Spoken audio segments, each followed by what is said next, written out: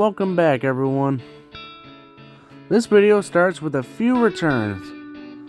6950 comes back to the D&H after being absent for months on end, while SD70 ACC 1808 returns after 2 years of being absent.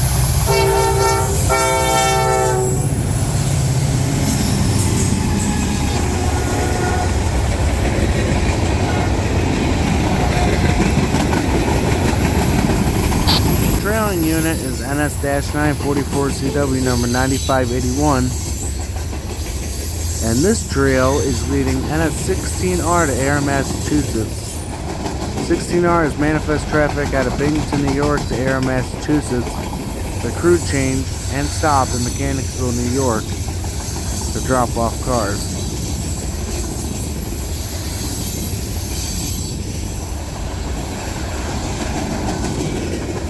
Tonight's train had the blue trash containers out of Michigan, riding in former Burlington Northern 48-foot well cars.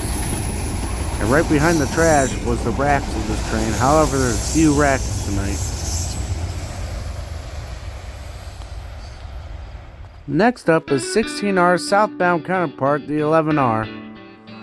For today's power, the 11R has 3 out of 4 NS's road power rebuilds, which includes an SD60E, an SD70 ACC, and an AC44C6M. The only rebuild that is built for road power that's not on this train is the SD70 ACU.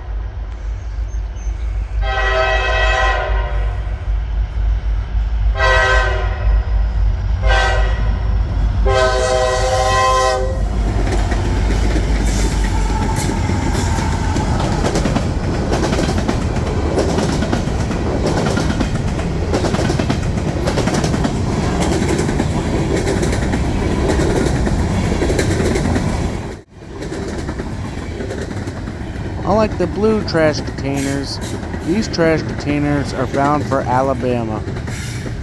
They are former MSC, Mayors, and other shipping container company, now with their roofs ripped off and they've been converted to trash containers.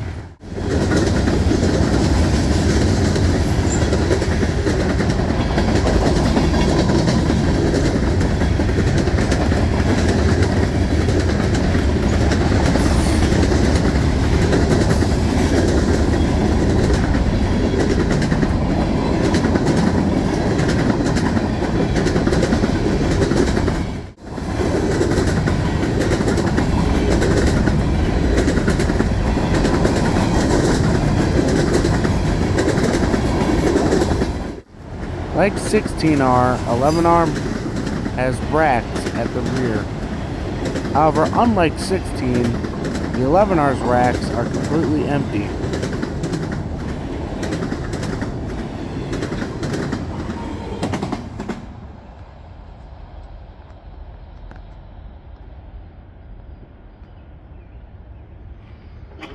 On a school morning with the high school nearby, large amounts of traffic can grow for this small village road, as seen here.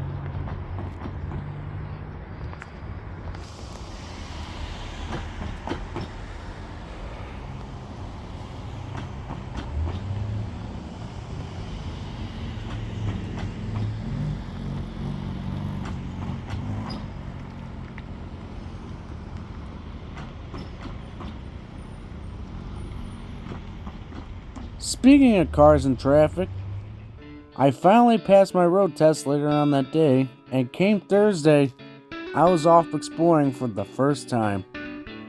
Our first stop was CP 587 in Afton, New York. This is where trains will meet each other along the main line before getting into Binghamton, and it's the first sighting out of Binghamton.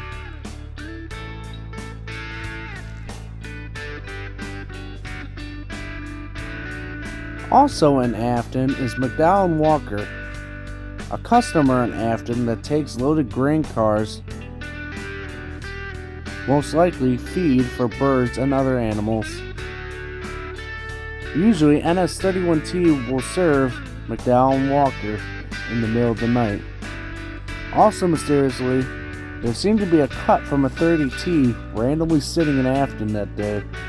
I have no idea why this cut was sitting here. It must have been part of a bad order.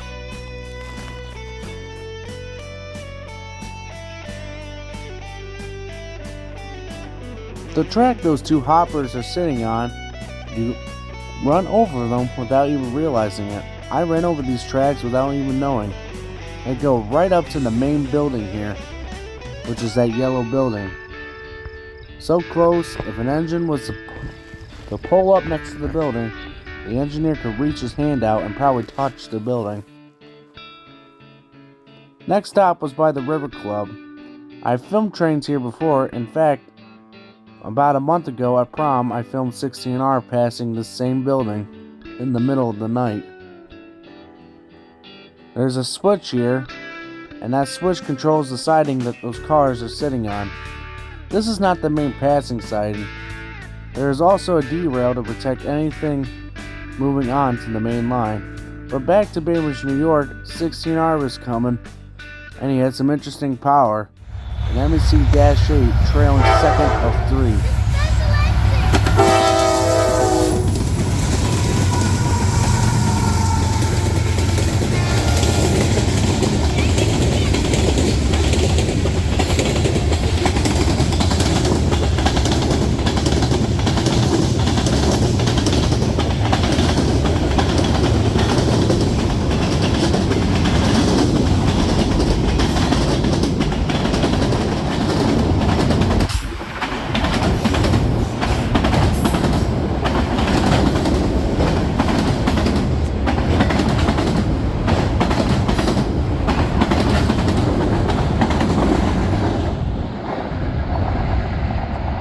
And for tonight's trains and a couple other trains, Carter joined me for this one. Okay, hopefully we don't have to do that again. Oh my God. We had to run to this 16 as we had no time to waste. Wait, what number? Later that night, NS30T made its way south, and it was bringing a special visitor. Norfolk Southern is currently in the middle of a power shortage. WFRX acquired some of these BNSF SD70 Max. These WFRX locomotives are currently leased to Norfolk Southern right now during this power shortage.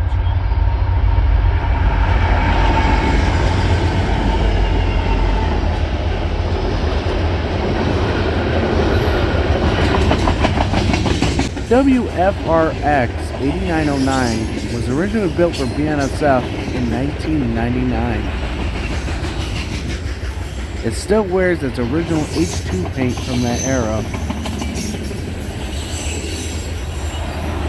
Earlier this year, WFRX would take delivery of these BNSF units and quickly put them to work. The WFRX locomotives had the nickname Wells Fargo due to the reporting mark.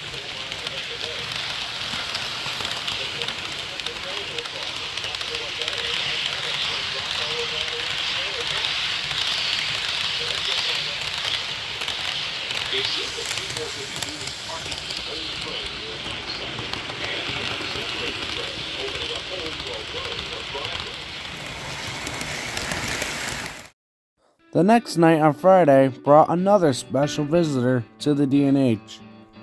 NS 1065, the Savannah and Atlanta Heritage Unit, one of 20 Norfolk Southern Heritage Units on the roster. This locomotive commemorates the S&A Railroad.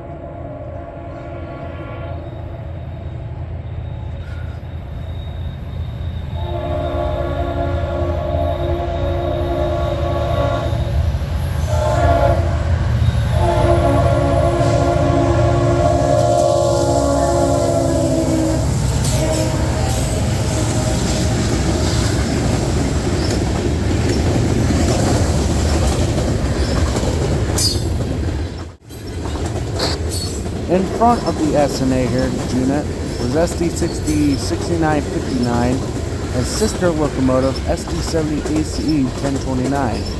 a sister locomotive to the 1065, as they are both EMD SD70 ACEs. And both SD70 ACEs in this contest were both built in the early 2010s, with 1065 being built in 2012. To commemorate its 30th anniversary in 2012, Norfolk Southern painted 20 locomotives into special Heritage Unit paint schemes. Norfolk Southern chose paint schemes from railroads they took over, the SNA being one of them. Norfolk Southern currently has 10 SD70AC Heritage Units and 10 ES44AC Heritage Units.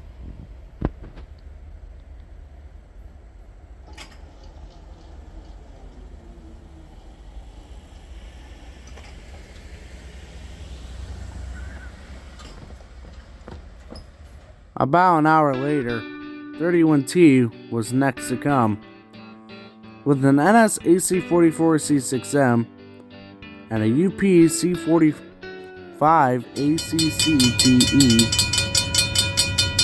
This guy made his way north and would reach Canada by the following day.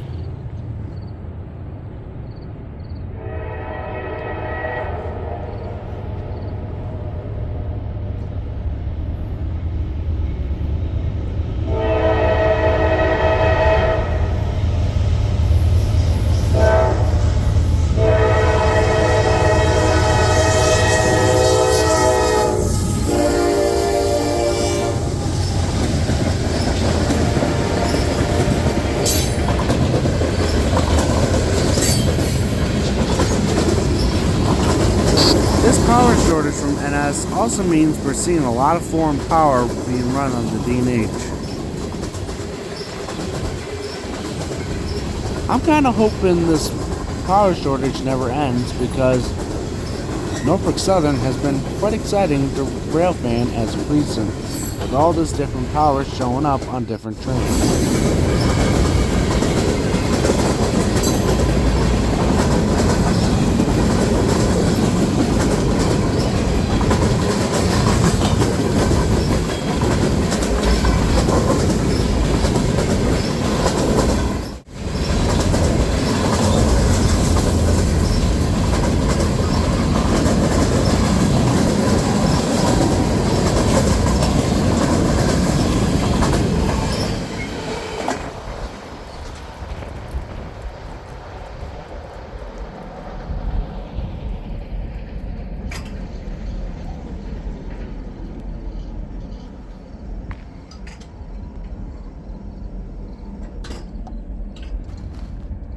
"31T went off into the night, and the next morning brought NS 265. And speaking of foreign power, here's more of it.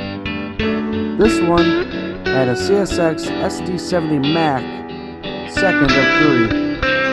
This one is 4531. The 4531 had been on the D&H running trains for over a month at this point, and as of right now, still is in June 2023. It has a quiet horn.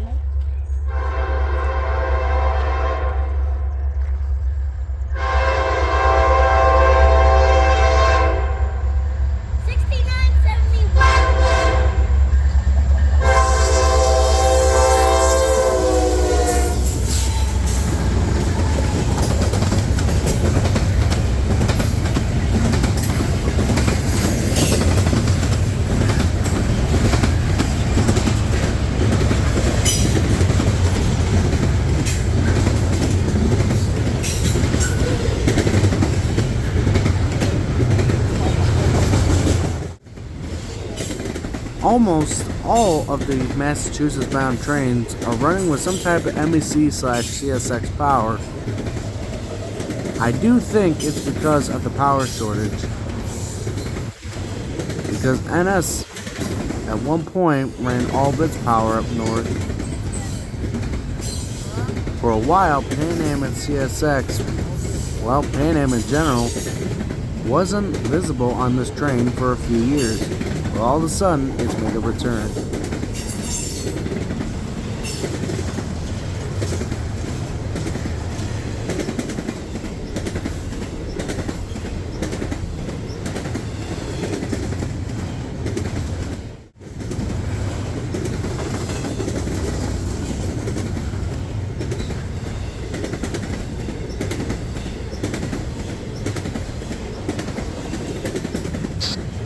NS-265 is bound for Chicago, Illinois. He carries double stacks and single stacks and trash. Again, the trash is bound for Michigan.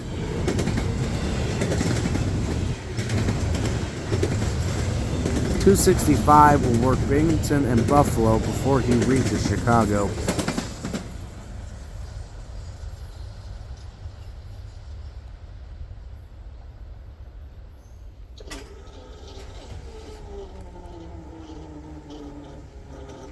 That was the long NS-265. I'm getting a lot of CSX. That was the third, well, that was the same CSX Mac I saw 2 weeks ago. Yeah. I don't have that video still, but I'll see you around the bend and God bless. But don't worry, I do. Okay. Check out trains, trucks, foreign power, and a little boy. That's what the video is under. So if you want to find that clip, Carter may not have it, but I do. That's the video. Alright. Slide. Later on that day, it was Memorial Day weekend. And as per tradition, the canoe regatta was in town, which means the fair was in town. All sorts of rides for the kids and some for the adults. Carter went on this roller coaster. I got some footage of his enjoyment.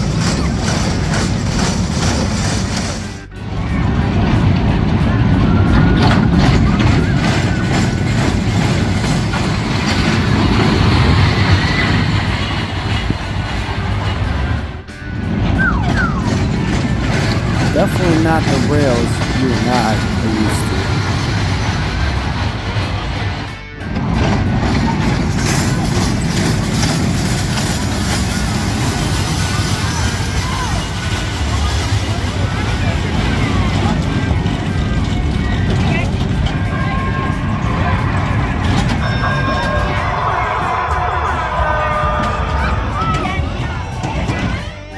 This ride just makes me want to puke with all the spinning.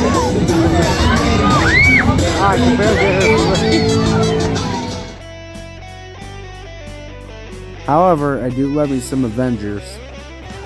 But a new addition to the canoe regatta this year was hot air balloons. This is the first time I can remember that they had hot air balloons here. $10 a person for a ride. Not too bad. However, I think people going up in these baskets are way more crazier than us early rising rail fans. For sure. There's a singing competition there, and here's the finish line for the canoe race on the following day. As day turned to night and the rides went on, we enjoyed the night, and there was some train action. Wink, wink.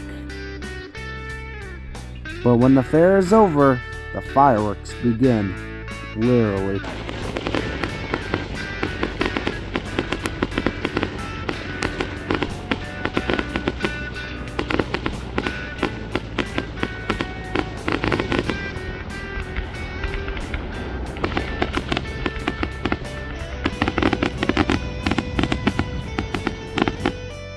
But as the fair settled down after the fireworks, the trains did not.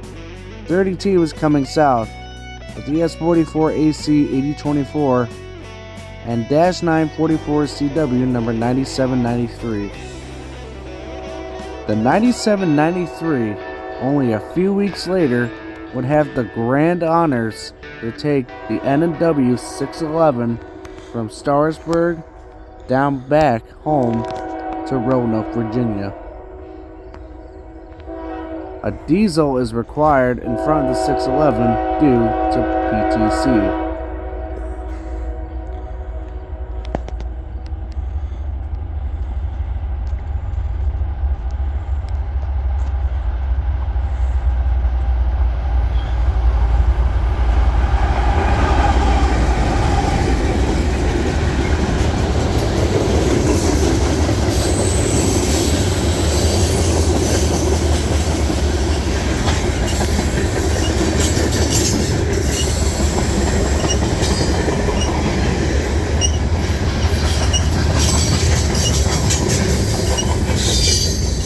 This train was not long at all, only about 1,500 feet. And in the age of PSR, precision scheduled railroading, that's nothing. In fact, I think the 2 locomotives at front was enough power, but a little overkill, honestly. But as this train rounded the bend, that would conclude the video for us. Thanks for watching. God bless. See you later.